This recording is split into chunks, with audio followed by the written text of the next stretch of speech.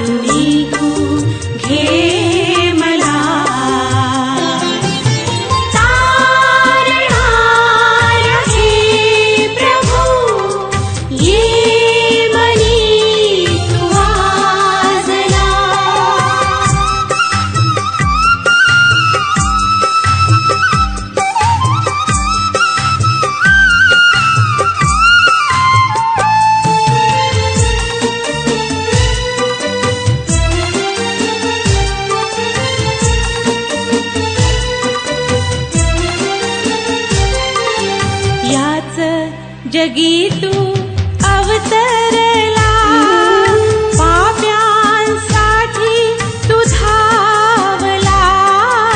याच जगी तू अवतरला, पाप्यांसाठी तू धावला। त्या क्रूसाला तू कवटाळले, कारण दे मला।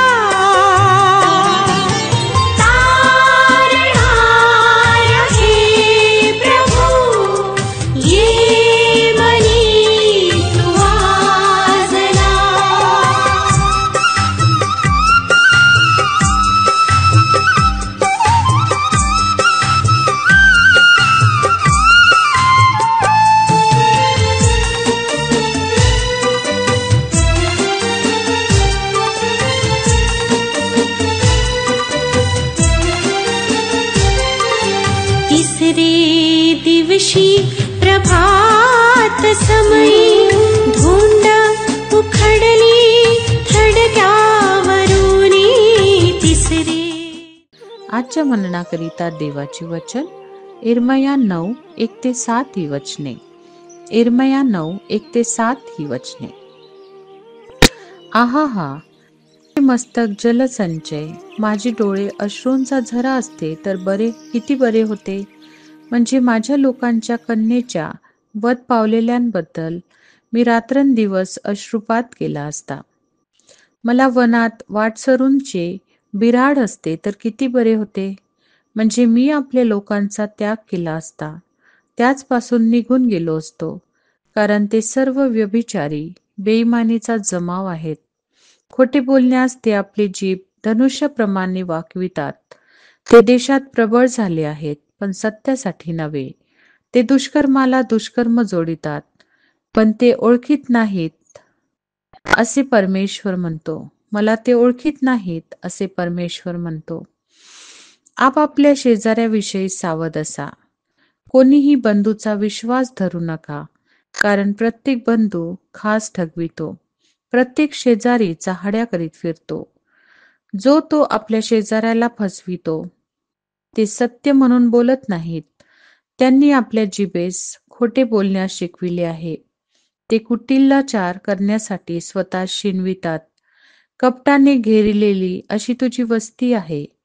कपटामुळे ते मला ओळखण्यास अमान्य आहेत असे परमेश्वर म्हणतो। यासाठी सेनाधीश परमेश्वर म्हणतो, पहा, मी त्यास गाळून पाखरीन। आपल्या लोकांच्या कन्येच्या वर्तनास्तव मी दुसरे काय करणार। प्रभू परमेश्वर या वचनांद्वारे आपला आजचा दिवस आशीर्वादित करो। ख्रिस्त येशूच्या पवित्र नावात सलाम। आपण या सकाळी यिर्मया याचा 9वा अध्याय त्याची 1-7 वचनं वाचली आणि या पवित्र वचनांमध्ये आपण पाहतो की इस्रायलाच्या पापाबद्दल या वचनांमध्ये सांगितलेलं आहे आणि कशा प्रकारे इस्रायल लोक पाप करत आहे आणि त्या पापांबद्दल परमेश्वराला काय वाटतं ह्या विषयी परमेश्वराने काही गोष्टी सांगितलेल्या आहे. आणि तिसरं वचन सांगतं की खोटे बोलण्यास ते आपली जीभ धनुष्याप्रमाणे वाकवितात. ते देशात प्रबळ झाले आहेत, पण सत्यासाठी नव्हे तर दुष्कर्माला दुष्कर्म जोडितात. ह्या वचनाचा जर आपण विचार केला आणि आजच्या परिस्थितीचा विचार केला तर या वचनाप्रमाणे आपल्या देशामध्ये, आपल्या समाजामध्ये गोष्टी घडत आहे. लोक जिभेचा उपयोग खोटं बोलण्यासाठी करत आहे आणि खोटं बोलून अनेक समस्या ते निर्माण करत आहे. खोटं बोलून अनेक प्रतिष्ठा किंवा सत्ता ते स्थापन करण्याचा प्रयत्न करत आहे. आणि या ठिकाणी वचन सांगतं की ते देशात प्रबळ झालेलं आहे. जे खोटं बोलणारे आहे ते देशामध्ये प्रबळ झालेलं आहे.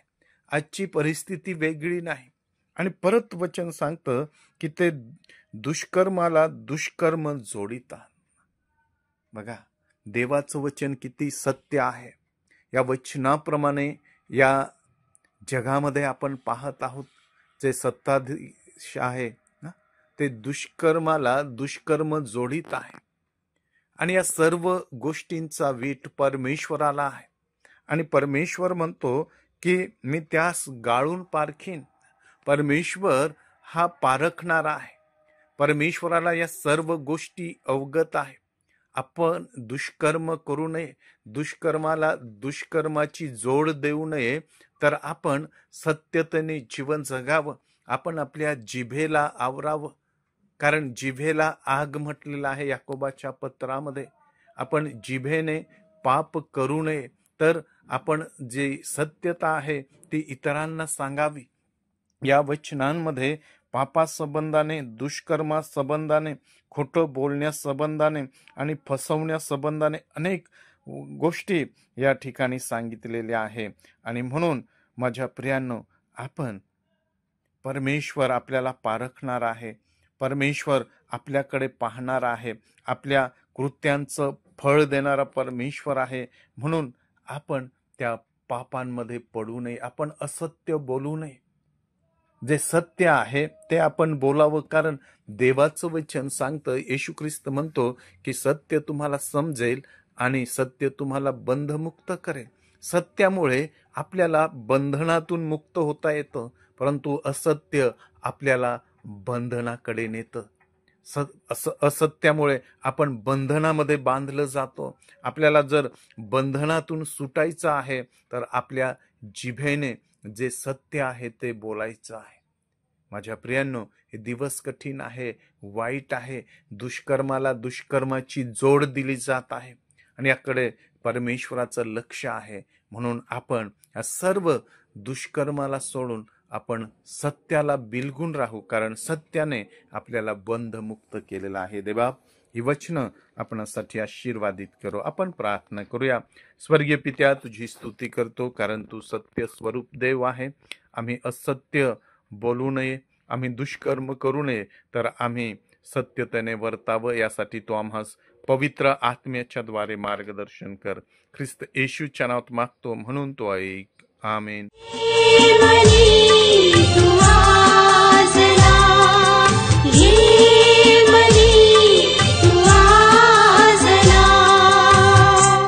त्याप्रमाणे तुमचा प्रकाश लोकांसमोर असा पडू द्या की त्यांनी तुमची सत्कर्मे पाहून तुमच्या स्वर्गातील पित्याचे गौरव करावे. आपल्या प्रार्थना विनंत्या कोणत्याही वेळेस विश्ववाणी प्रार्थना केंद्राला टोल फ्री नंबरद्वारे कळवू शकता.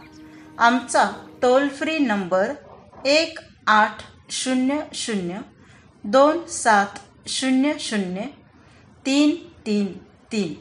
आम्ही आपणासाठी या नंबरवर प्रार्थना करण्यास उपलब्ध आहोत. धन्यवाद.